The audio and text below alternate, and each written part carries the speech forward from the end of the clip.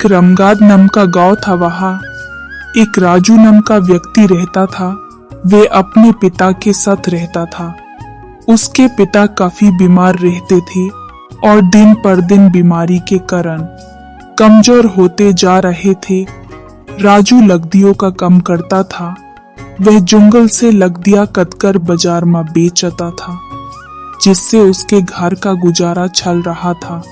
इस काम में उसे कमाई तो होती थी, उनका खाना पीना भी अच्छे से चल रहा था। लेकिन वह अपने पिता का इलाज कराने लायक धन नहीं जोड़ पा रहा था।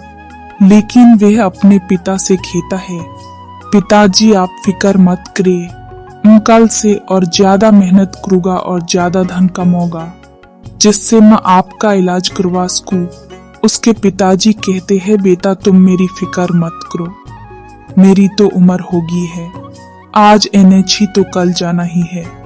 पर बेटा कहता है, वो मैं देख लूंगा पिताजी, आप खाओ पियो और खुश रहो। अगले दिन वह मजदूरी करके जंगल का रास्ते घर जा रहा था। वह बहुत थक गया था, इसलिए वह एक गाने पेड़ के पास जाकर सोचता, हाँ क्यों न थोड़ा आराम कर लूं फिर घर की और जाओ। और यह सोचकर वे पेड़ के नीचे बैठ जाता है और लेट जाता है। वे लेता लेता कुछ सोच रहा था, तभी उस किसी के करहाने की आवाज सुनी देती है और वे उठ खड़ा होता है और उस आवाज का पीछा करता हुआ जाता है। वे एक बूढ़े बाबा के पास पहुंचता है। वह कहता है, बाबा क्यों परेशान हैं आप और इस जंगल में अकेले क्या कर रहे हैं? बाबा जी कहते हैं, बेटे यहाँ से दूसरे राज्य किसी काम से जा रहा हूं, लेकिन बूढ़ा होने के कारण मुझसे चला नहीं जा रहा और मुझे बहुत प्यास लगी है, क्या तुम मुझे पानी पिला सकते हो? ये सुनकर राजू वहां से भाग कर जाता है और अपने बैग से पानी की बोतल निकल कर लाता है। वह बाबा जी को पानी पिलाता है।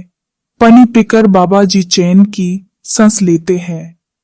बाबा जी खुश होकर कहते हैं, बेटा मांगो जो मांगना, तुम जो मांगोगे तुम्हारी वही इच्छा पूरी होगी। राजू कहता है, बाबा मेरी पिताजी काफी बीमार रहते हैं, मुझे उनका इलाज कराना है और मेरे पास इतना धन नहीं है।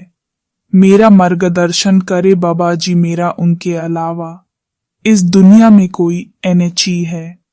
फिर बाबा जी उसे एक गुफा के बारे में बताते हैं और कहते हैं, कोई भी परेशानी आए तुम्हें बस 3 बार राम का नाम लेना है, तुम्हारी परेशानी दूर हो जाएगी। वह बाबा जी के बताए रास्ते पर चलते हुए एक गुफा में पहुंचता है। वहां उसे एक खाई दिखाई देती है, जिसे पर करना बहुत मुश्किल था। तभी वह 3 बार राम राम बोलता है और उस खाई के ऊपर एक पुल बन जाता है और वह पुल पर करके गुफा कार अंदर जाता है। वहां उसे एक खजाना दिखता है, जिसके पास एक खतरनाक सांप बैठा था। तभी राजू हाथ जोड़कर 3 बार रम रम बोलता है और वह सांप वहां से चला जाता है।